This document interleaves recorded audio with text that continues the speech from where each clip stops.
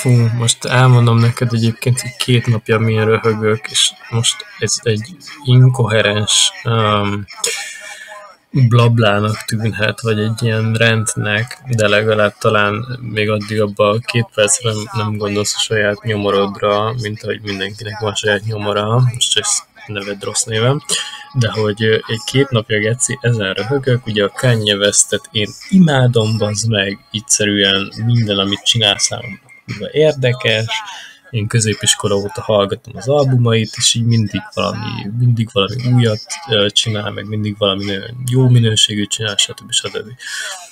És most ez egy feka csávó, de hogy most így egy ilyen hónapja, vagy így inkább fél éve így elindult ez, hogy most így elkezdték az antiszemitizmus vágyával vádolni. Igen, szóismétlés, de érted.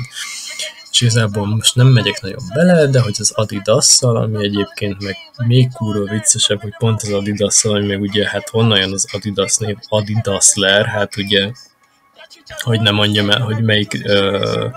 melyik Németországból származik az Adidasler eredetileg. Volt egy közös márkája, és akkor ugye voltak nézeteltérések, ugye Kanye volt a húzónév, csinálta ezeket a cipőket, csinálta ezeket a ruhákat, stb.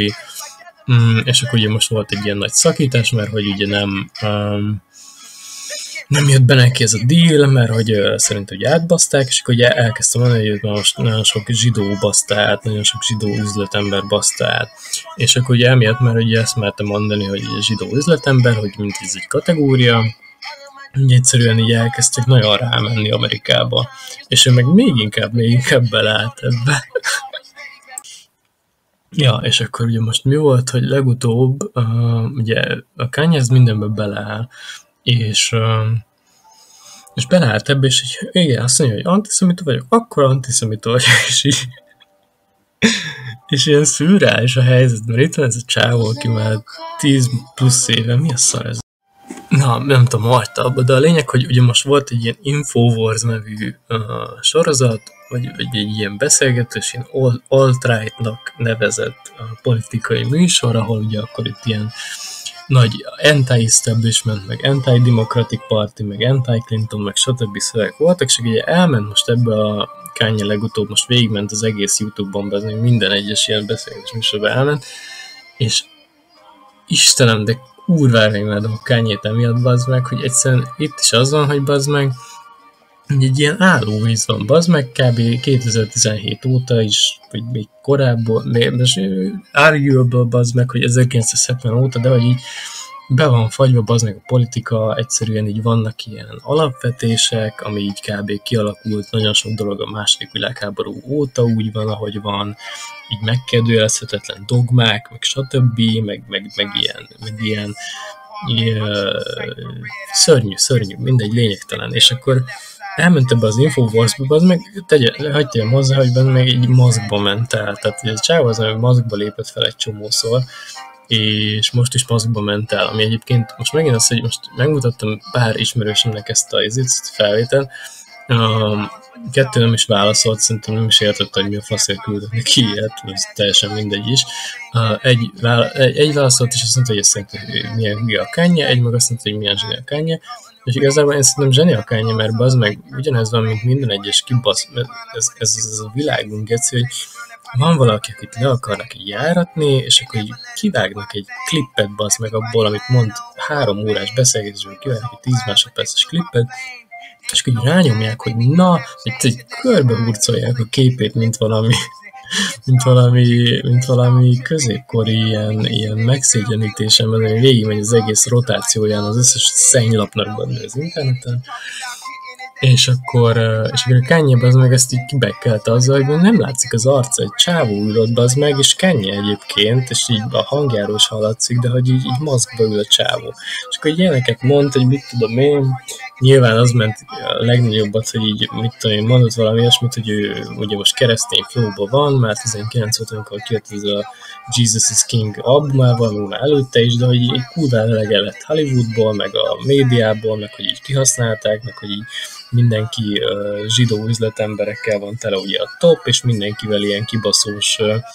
szerződéseket íratnak alá, és akkor egy ilyen piramis van kb. Kiépülve, és akkor mint, hogy miért nem mondhatja azt, hogy benne meg zsidó üzletemberek, akkor valóban zsidó üzletemberek, és így ők is magukról azt mondják. És ilyen kurva vicces, szürreális szituáció van, és akkor így elkezdte mondani, hogy amúgy neki senkivel nincsen baja, mert mindenkiben volt egy kis emberi, meg egy kis jó, meg mindenki hozzátett valamihez, és akkor még Hitler is, és akkor így ezen kiakadtak, de hogy így akkora seggfájást okozott ezzel, meg annyira nevetségesé teszi ezt az egész paradigmát, bazd meg, amiben egyszerűen tényleg így, mint a kisgyereknek el van mondva mindenkinek, bazd meg, hogy mit lehet mondani és mit nem, és ez most kb. Szerintem kiüti a biztosítékot, és így ilyen felszabadult pillanatot okoz, ahol egyszerűen így túl lehet mozdulni ezen, és így meg lehet oldani, bazd meg, végre valamit, akármit, bazd meg ebben, mert egyszerűen ilyen be van fagyva, bazd meg. Sajnálom, hogy azt érzed, hogy szétesik minden. Ez, amúgy igen, én is fluktuálok között, hogy be van fagyva, meg szétesik, de hogy így, szerintem ez a term. Ja, és nem is mondtam el, hogy mire ők, mert hogy van egy perc ebbe a videóba, amikor a Kanye geci. Isten, ez beleégett az agyamba, szerintem ez a jelenet. Kevesebb, mint egy perc, de hogy így ez szerintem halálos ágya, még ez így benne lesz, hogy így mondja, hogy itt van velünk most Netanyahu, és így Geci csinál egy szóviccet, a csávó, ez meg elővesz egy hálót, meg egy ilyen Juhu nevű, vagy Yahoo nevű ilyen csokis italt, amit így csak Amerikában láttam eddig, és akkor így előadja, hogy here is Net and Yahoo, és így senki nem érti, hogy mi a fasz történik, és így a saját viccével is olyan Geci elégedett, kirakja az asztalra ezt a két cuccot, és akkor így mondja, hogy itt van a Netanyahu, és akkor így mondják neki, hogy akkor te nem kedveled Netanyahut? És azt mondja, hogy és akkor így teljesen megvan, hogy tudod, így annyira őszinte ez a csávó, hogy egyszerűen ezt mondjuk így hagyűlöli, ha szereti az ember, meg ezt fúrára értékelni, hogy így mondja, hogy hát ő csak most hallott erről, de hogy így kurva vicces a neve, és hogy állítólag ő egy ilyen super killer, Netanyahu,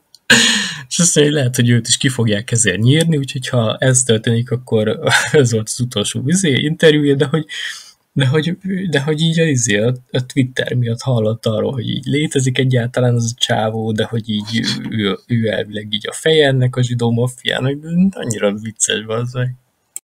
Ja, és olyanok vannak, bazd meg, hogy így a feka zsidók Amerikában most kiállnak, és azt mondják, hogy ők az igazi zsidók, és nem a zsidók, akik most, vagy nem a hollywoodi zsidók, bazd meg, és így egyszerűen így nyerésre áll a Kanye meg ez a narratív, és imádom, bazd meg.